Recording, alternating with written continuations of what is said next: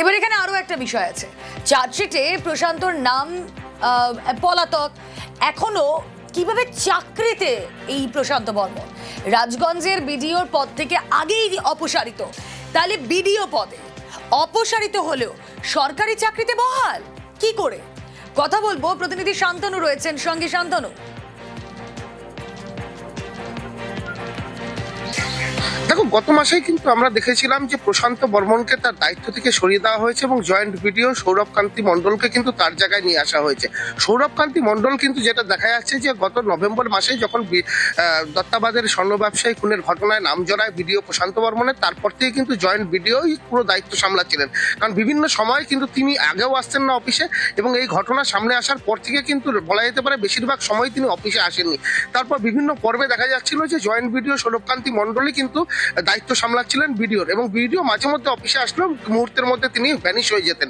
এবং এই পরিস্থিতিতে আমরা যেটা দেখলাম যে একাধিকবার ভিডিও চেষ্টা করলেন যে তার বিরুদ্ধে যে সকল অভিযোগ রয়েছে সেগুলোর থেকে তিনি জামিনে যাতে তিনি জামিন পান তার জন্য বিভিন্নভাবে চেষ্টা চালিয়েছিলেন, কিন্তু সমস্ত চেষ্টা যখন ব্যর্থ হলো এবং সুপ্রিম কোর্ট যখন তার গ্রেপ্তারি পরোয়ানা জারি করলেন, এবং সেই ক্ষেত্রে আমরা দেখতে পারলাম যে রাতারাতি কিন্তু প্রশাসনের তরফ থেকে জয়েন্ট ভিডিও কিন্তু ভিডিওর দায়িত্ব দেওয়া হলো। অর্থাৎ তিনি যে প্রায় 2 মাসের বেশি সময় ধরে অফিসে আসেননি, সেক্ষেত্রে কিন্তু কোনো পদক্ষেপ প্রশাসনিকভাবে আমরা সেরকম লক্ষ্য করিনি। বরং একটা চিঠিতে যেটা জানানো হয়েছিল জয়েন্ট ভিডিও সৌরভ কান্তি মণ্ডলকে, যে প্রশাসনিক এবং আর্থিক লেনদেনের যেটা দায়িত্ব, যেটা একমাত্র ভিডিওরই থাকে একটা ভিডিও অফিসে, এবং ভিডিওর যে ক্ষমতা, সর্বোচ্চ ক্ষমতা, সেই ক্ষমতার বলটুকু দেওয়া হয়েছিল জয়েন্ট ভিডিও সৌরভ কান্তি মণ্ডলকে। অর্থাৎ তার অবর্তমানে তাকে সরিয়ে দেওয়া, চাকরি থেকে বরখাস্ত করা বা প্রশাসনিক কোনো পদক্ষেপ কিন্তু সেইভাবে কিন্তু আমরা কাগজে কলমে দেখতে পাইনি। শুধু দেখতে পেয়েছি ভিডিও বদল হলো, অর্থাৎ ভিডিওর জায়গায় জয়েন্ট ভিডিওকেই তার দায়িত্ব দেওয়া হলো। অর্থাৎ কাগজ কলমে যে সকল কাজকর্মগুলো সরকারি রয়েছে, সেক্ষেত্রে বেতন থেকে শুরু করে সমস্ত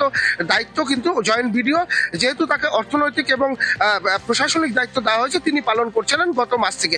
প্রশ্ন উঠছিল যে এই ভিডিও, যার বিরুদ্ধে সরাসরি খুনের অভিযোগ, একাধিক তথ্য প্রমাণ, এবং আদালত যাকে গ্রেপ্তারি পরোয়ানা জারি করছে এবং পুলিশকে বলেছে যে তাকে গ্রেপ্তার করা হোক, এবং তারপরেও কেন প্রশাসন করা পদক্ষেপ নিচ্ছে না? প্রশাসনের পদস্থ যারা আধিকারিক রয়েছেন তাদের কাছেও আমরা প্রশ্ন করেছিলাম, কিন্তু তারা কিন্তু এই প্রশান্ত বর্মন সম্পর্কে একটি কথা প্রকাশ্যে বলতে নারাজ। কারণ গত কয়েক বছর ধরেই কিন্তু জলপাইগুড়ি প্রশাসনিক মহলে কিন্তু Prashanta Barman as a powerful BDO হিসাবে কিন্তু পরিচিত।